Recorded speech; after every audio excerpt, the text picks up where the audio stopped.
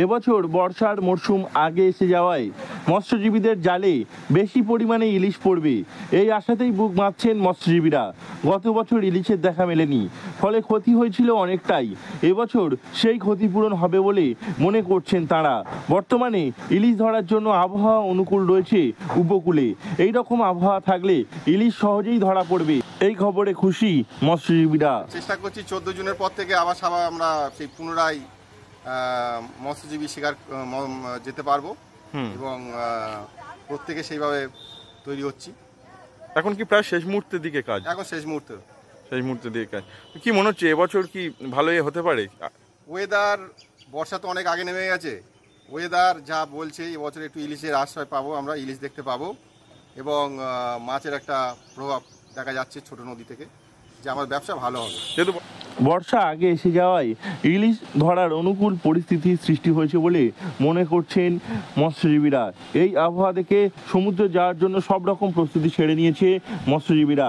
আগামী 14 জুন গভীর সমুদ্রে মাছ ধরতে যাবে মৎস্যজীবীরা। তার আগে ট্রলার মেরামত, জাল ছাড়ার মতো কাজগুলি সেরে রাখে তারা।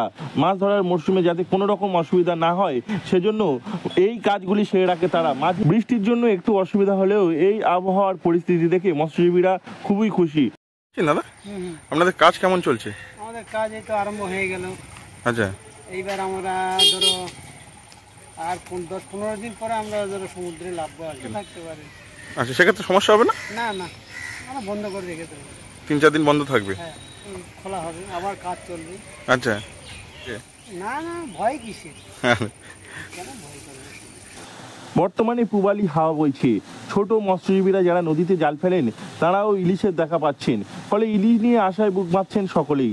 এ নিয়ে মৎস্যজীবী সংগঠনের পক্ষ থেকে অলোক হালদার জানান, এবছর বর্ষা অনেক আগে চলে এসেছে, ফলে ইলিশের দেখা মিলছে। নদী ও সমুদ্রের মোহনায় মিষ্টি জলে ধারা পৌঁছায়, সেই ইলিশ সুস্বাদু হয়। মৎস্যজীবীরাও এ নিয়ে জানিয়েছেন তারাও প্রস্তুত সমুদ্রে যাওয়ার জন্য। এবছর কোনো ভয় নেই তাদের। এবছর ইলিশ বেশি পরিমাণে ধরা পড়বে বলে জানিয়েছেন তারা। দক্ষিণ 24 পরগনা থেকে নওয়াব মল্লিকের রিপোর্ট, লোকাল 18 বাংলা।